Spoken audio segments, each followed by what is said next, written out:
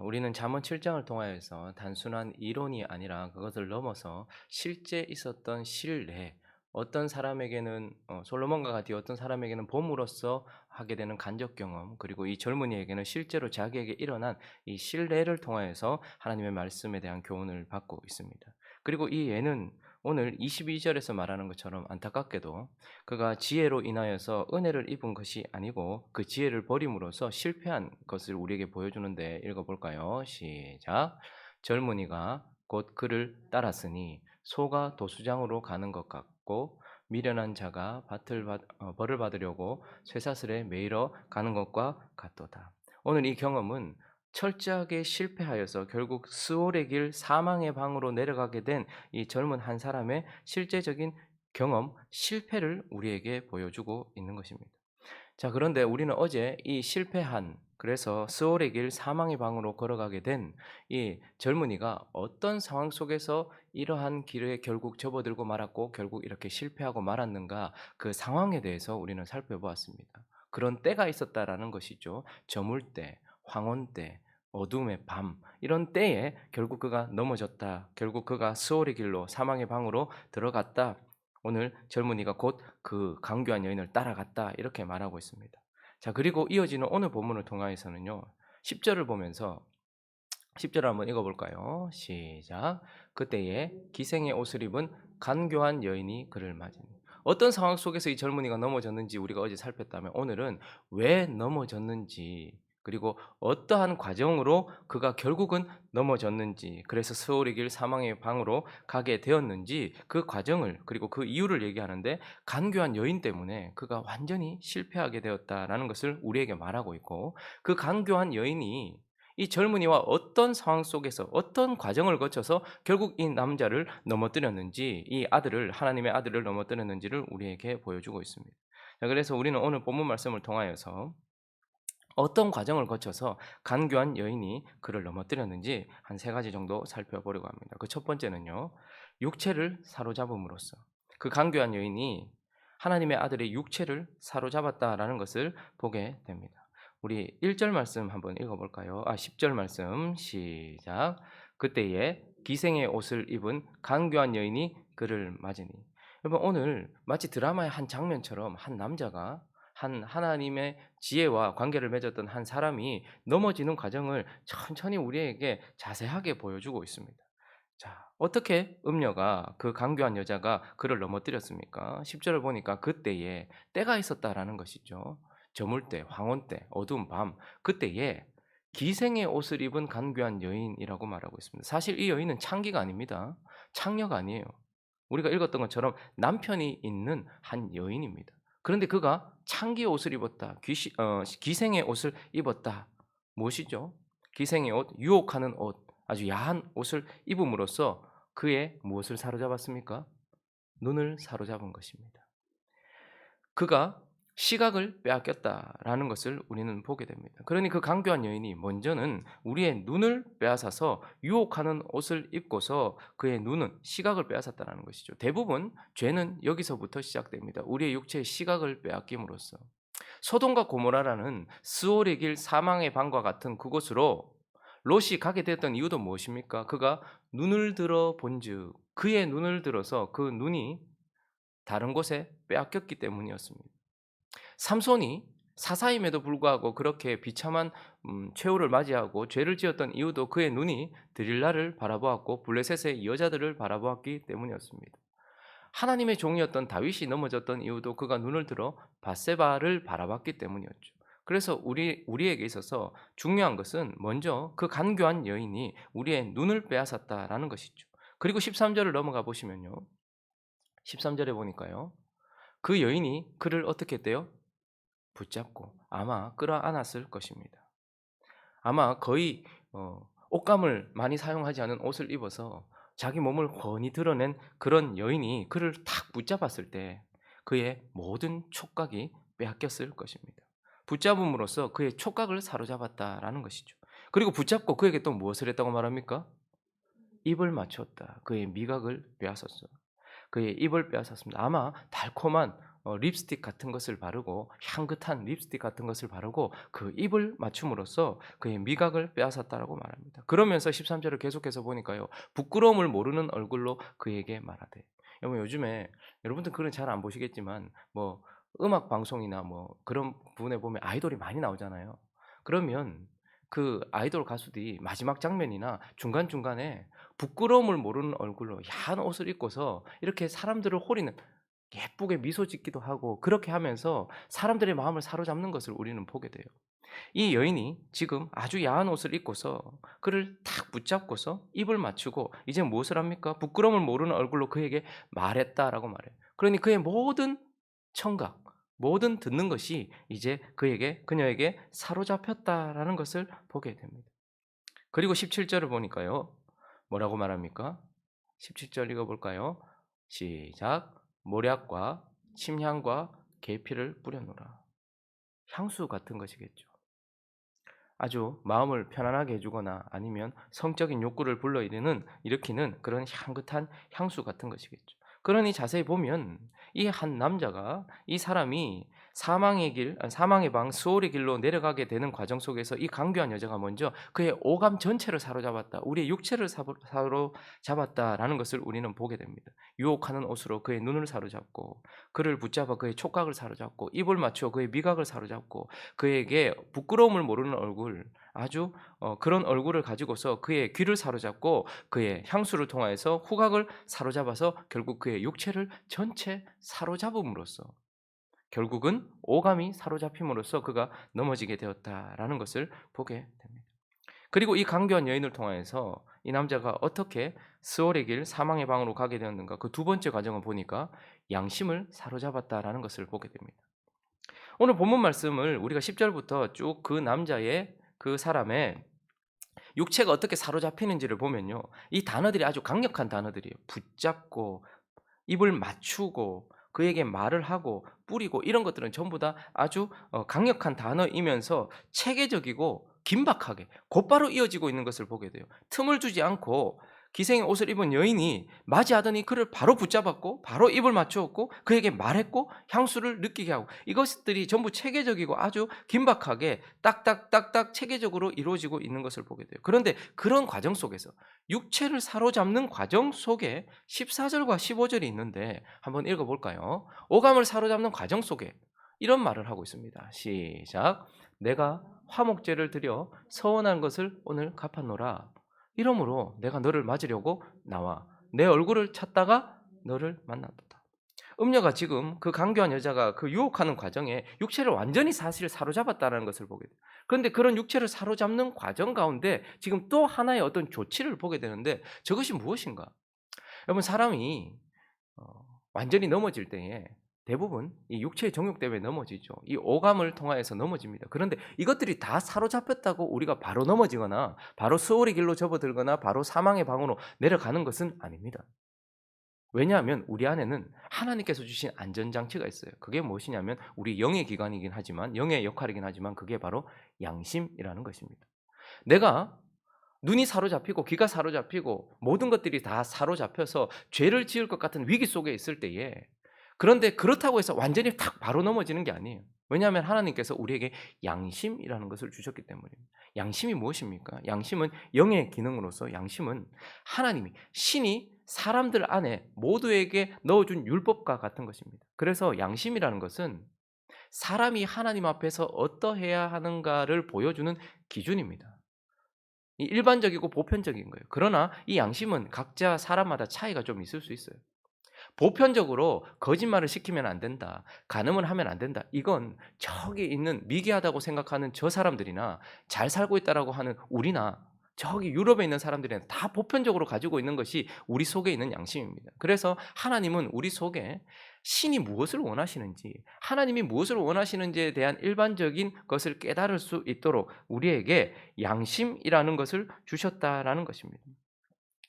그래서 그 기준이 어느 정도 있어요. 그러나 이건 좀 사람마다 다를 수 있습니다. 양심이 더 높은 기준에 있는 사람도 있어요. 그런데 또 사람마다 양심이 좀 덜한 기준도 있죠. 거짓말 시키면 안 된다라는 보편적인 양심의 기준은 있지만 어떤 사람은 그렇지만 거짓말을 쉽게 하는 사람도 있어요. 또 어떤 사람은 그냥 넘어갈 수도 있는데 작은 거짓말에도 마음이 아파서 그것을 저지르지 못하는 경우가 있어요. 어쨌든 그러나 하나님이 우리에게 가져다 준 기준이라는 것이죠. 그래서 지금 이 사람도 지금 모든 것이 다 사로잡혔어요. 그의 모든 것이 다 사로잡혀서 죄를 짓기 일보 직전입니다. 그렇지만 그 안에서 양심이 뭐라고 소리를 칠까요? 이건 하나님 앞에 죄야. 왜냐하면 이 사람은 남편이 있는 여자니까 하나님 앞에 죄야 라는 양심이 소리칠 수 있겠죠. 또 양심의 기능은 바로 이렇게 우리가 하나님의 기준에서, 하나님이 각자에게 준 기준에서 벗어나려고 할 때 우리 속에서 소리치는 기능입니다. 그래서 이것은 경고음이 되는 거예요. 내가 지금 죄를 범하려고 할 때 막 가슴이 뛰거나 갑자기 마음에서 무엇인가 일어나서 이것은 죄다라는 것을 가르쳐주는 경고음이기도 합니다.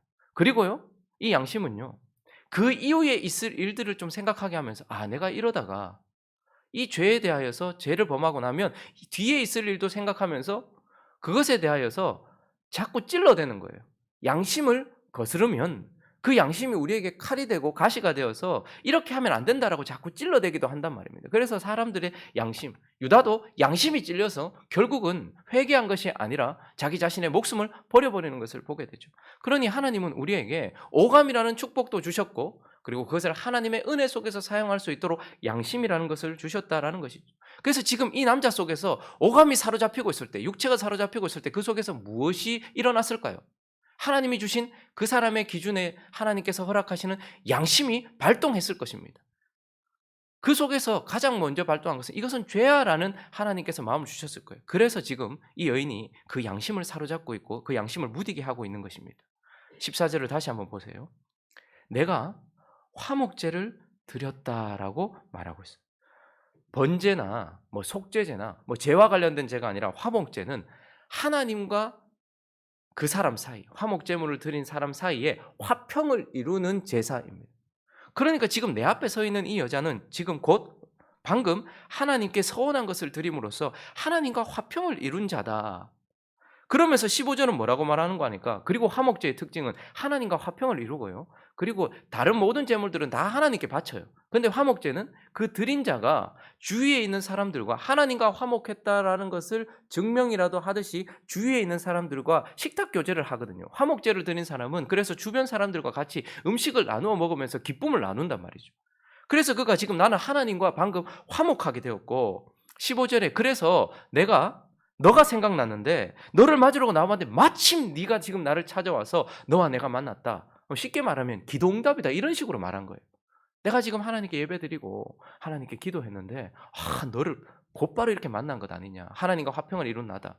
그러니까 지금 이 여인은 육체를 사로잡는 과정 가운데서 그가 안전하기 위하여서 하나님께 주신 양심을, 첫 번째 이건 죄야 라는 하나님께 대한 거스름을 좀 누그러뜨리며 그것을 완전히 없이 하고자 양심을 사로잡고자 화목제를 드렸고, 그 이후에 너를 곧바로 만났다. 너와 나의 만남은 하나님의 뜻이야. 이렇게 말하면서 그의 양심을 사로잡아서 하나님께 대한 거스름을 무디게 만들고 있는 것을 보게 됩니다. 그리고 이 육체를 사로잡는 과정 속에서 그가 또 이렇게 말하고 있습니다. 19절과 20절을 한번 볼까요? 19절 20절 읽어보겠습니다. 시작.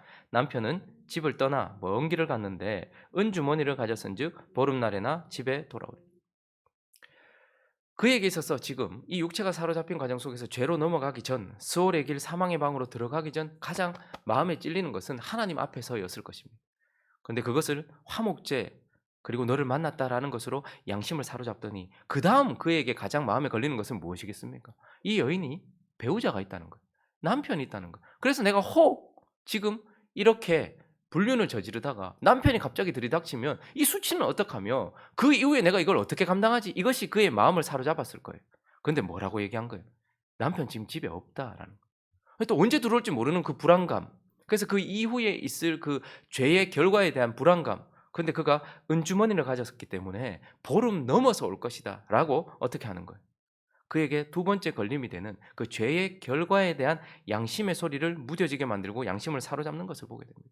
다윗도요, 그가 눈이 사로잡혔어요. 밧세바라는 여인이 목욕을 하고 있는 것을 보아서 눈이 사로잡혔어요. 그런데 곧바로 넘어진 것이 아닙니다. 그가 알아보라고 얘기했더니 그 여자가 누구라는 거예요? 지금 알아보라고 말한 이 신하의 부인도 아니고 지금 내 주변에 있는 남편과 함께 있는 여인이 아니라 지금 저 멀리 전쟁터에 나가 있는 언제 돌아올지 모르는 거기서 또 죽을지도 모르는 우리아의 아내라는 거예요. 그 순간 어떤 마음이 들었을까요? '아 안전하네. 내가 지금 여기서 죄를 범해도 바로 걸리지는 않겠네.'라는 양심의 무뎌짐이 그에게 있었을 것이라는 말입니다. 그러니 지금 이 간교한 여자가 그의 육체를 아주 체계적으로 그리고 강력하게 사로잡으면서 강압하면서 긴박하게 사로잡으면서 또 하나 그가 완전히 그를 사로잡기 위하여서 양심을 사로잡고 있다라는 것을 우리는 보게 되는 것입니다. 그리고 이제 그 간교한 여자가 어떻게 했습니까? 마지막으로 마음을 사로잡았다라는 것을 보게 됩니다. 사람은 마음이 좌지우지하는 것입니다. 그래서 이제 이렇게 육체를 사로잡고 난 이후에 그리고 빠져나가지 못하도록 양심을 무뎌지게 만들고 양심을 사로잡고 나서 곧바로 그의 마음을 사로잡는 것을 보게 됩니다. 16절을 한번 보실까요? 읽어봅니다. 시작. 내 침상에는 요와 애굽의 문이 있는 이불을 폈고 지금 화목제를 드린 이 여자가 나를 생각했는데 하나님의 응답이로 되든 나를 만났는데 지금 이 여자가 지금 침상에 요와 문이 있는 이불을 펴놓고 지금 이제 곧 내게 기쁨을 줄고 즐거움을 줄 것이 준비되어 있다라는 것을 그에게 말하면서 18절에 이렇게 말합니다. 오라 이렇게 말하는 거예요. 우리가 아침까지 흡족하게 서로 사랑하며 사랑함으로 희락하자라고 말하면서 이제 그 바로 앞에 있을 눈앞에 펼쳐질 즐거움으로 그를 사로잡아 버립니다. 여러분 한번 생각해 보십시오. 그냥 여자가 다짜고짜 오라 이렇게 말했으면 가겠습니까? 그러나 지금 이런 과정들을 거쳐서 육체를 사로잡고 양심을 무뎌지게 만들고 난 이후에 그 여인이 오라라고 결국 마음을 확 사로잡아 버립니다. 무엇으로 사로잡았습니까? 곧 눈앞에 펼쳐질 즐거움. 지금 내게 곧 주어질 그 즐거움으로. 죄는 더럽게 느껴지거나 악하게 느껴지지 않는다는 특징이 있습니다. 그리고 죄는 우리에게 분명히 즐거움을 가져다 줍니다. 사람들이 죄를 짓는 이유는 그 죄가 우리에게 즐거움을 가져다 주기 때문입니다. 그러나 그 죄는 그 즐거움은 영속적이지 않고 짧고 그리고 곧바로 우리에게 주어진다라는 것이죠. 그러니 우리는 주어질 그 즐거움에 마음이 확 사로잡혀서 뒤를 보지 않습니다. 전 잘 모르겠는데 그 예전에 그랬다 하지요. 돼지를 도축하기 위해서 돼지를 도살장으로 끌고 갈 때 돼지가 힘도 좋고 눈치도 좀 있대요. 그래서 끌고 가는 줄 안다는 거죠. 근데 돼지가 콩을 좋아한다면서요. 그래서 그 돼지를 끌고 가기 위해서 강압적으로 해서는 안 되니까 콩을 하나 탁 던져 주면 그 돼지가 자기가 좋아하는 콩이 있으니까 요렇게 가서 콩을 딱 집어요. 먹어요. 그리고 난 이후에 또 고개를 들지 못할 거리 앞쯤에 또다시 그 좋아하는 콩을 뿌려 놓는 거죠. 그러면 콩을 하나 먹고 저 앞에 또 콩이 있으니까 눈앞에 있는 그 콩 그것을 보다가 또 그것을 먹고 머리를 들려고 할 때쯤 또다시 그가 좋아하는 콩을 놔두면 또 그것을 먹고 그런 식으로 계속 가다가 어느 순간엔가 또 콩이 있어서 콩을 따라가다 보니까 머리를 한 번도 들지 않고 어디로 가는지 보지도 않은 채 눈앞에 있는 주어진 그 즐거움 때문에 그것을 보다가 결국 어디까지 들어가는 거예요? 도살장까지 스스로 걸어간다는 것이죠. 강교한 여인은 사단은 우리에게 눈을 들지 못해서 이 끝이 어딘지를 보지 못하게 만들고 눈앞에 있는 즐거움으로 우리의 마음을 딱 사로잡아 버립니다. 그리고 결국 그가 그의 마음을 사로잡은 것은 무엇입니까? 18절을 한번 보십시오. 눈앞에 주어지는 즐거움으로 그를 잡았는데 18절을 다시 보시면 오라 우리가 아침까지 흡족하게 서로 사랑하며 사랑함으로 희락하자. 여러분 이 잠언 7장 18절의 말이 모든 인류를 스올의 길, 사망의 방으로 끌고 갑니다. 희락하자 이렇게 말합니다. 그러나 이것은 거짓입니다. 그러니 강교한 여인은 거짓으로 우리의 마음을 사로잡는다라는 것을 보고 눈앞에 있는 즐거움과 결국 거짓으로 여러분 이것은 희락이 아니고 무엇입니까? 희락은 하나님이 주신 즐거움입니다. 하나님이 허락하신 즐거움입니다. 그러나 이건 희락이 아니라 쾌락입니다. 쾌락은 하나님께서 정하신 한계를 벗어난 죄인 것입니다. 그런데 그는 거짓입니다. 쾌락하자라고 말하지 않고 희락하자 계속 띄어놔 주시겠습니까? 희락하자라고 거짓말을 시킵니다. 그리고요. 서로 사랑하며 사랑함으로 이렇게 말합니다. 그러나 이것은 로맨스가 아닙니다. 사랑이 아닙니다. 이것은 불륜입니다. 정확하게 죄인 것입니다. 그리고 그가 이렇게 말했죠. 우리가 아침까지 흡족하게. 그러나 이것은 결국 결코 우리에게 만족을 가져다 주지 못하는 것입니다. 계속해서 거짓말을 시키고 있는 것입니다. 그래서 눈앞에 있는 즐거움으로 그의 마음을 사로잡고 그리고 거짓으로 희락하자, 사랑이다, 만족할 것이다 라고 거짓말을 주면서 결국 어떻게 합니까? 그의 마음을 확 사로잡아서 오늘 우리가 처음 읽었던 젊은이가 곧 그를 따라갔고 결국 스월의 길 사망의 강까지 방까지 내려가게 된 것을 보게 되는 것입니다. 그러므로 우리는 이 한 사람이 어떻게 해서 결국 실패하고 지혜로부터 멀어지며 그의 인생이 나락으로 떨어졌는지 그 과정을 보게 되는 것입니다. 말씀을 정리하겠습니다. 우리는 이 7장 전체의 실예를 통하여서 먼저 생각해야 되는 것이 있습니다. 그것은 바로 이 강교한 여인이 한 인생을 무너뜨리기 위하여 얼마나 공을 들이고 정교하고 계획적으로 이 일을 하고 있는가 하는 것입니다. 아무 때나 넘어뜨리려고 들이댄 것이 아니라 때를 기다렸다는 것을 보게 돼요. 그때, 저물 때, 황혼 때, 어두움이 있었을 때. 그러니 사단은 우리를 넘어뜨리기 위하여서 아주 오랫동안 기다리고 우리를 바라보면서 때를 기다리고 있는 그런 존재라는 것이죠. 그리고요, 아주 계획적으로 육체를 사로잡고 그 가운데 우리의 양심을 무디게 만들고 결국은 마음을 사로잡게 하는 그런 아주 공을 들인 역사였다라는 것을 우리는 기억해야 합니다. 그리고 마지막으로 우리가 기억해야 되는 것은 결국 사람이 넘어지는 것은 어디에 있는 것입니까? 마음에 달려 있는 것입니다. 그래서 우리에게 결론적으로 이렇게 말씀하고 있습니다. 24절과 25절을 읽겠습니다. 시작. 이제 아들들아 내 말을 듣고 내 입의 말에 주의하라. 내 마음이 음녀의 길로 치우치지 말며 내 길에 그 길에 미혹되지 말지어다. 이제 내 말을 듣고 내 말에 입에 말에 주의해라. 네 마음이 음녀의 길로 마음을 지켜라라고 말씀하고 있는 것이죠.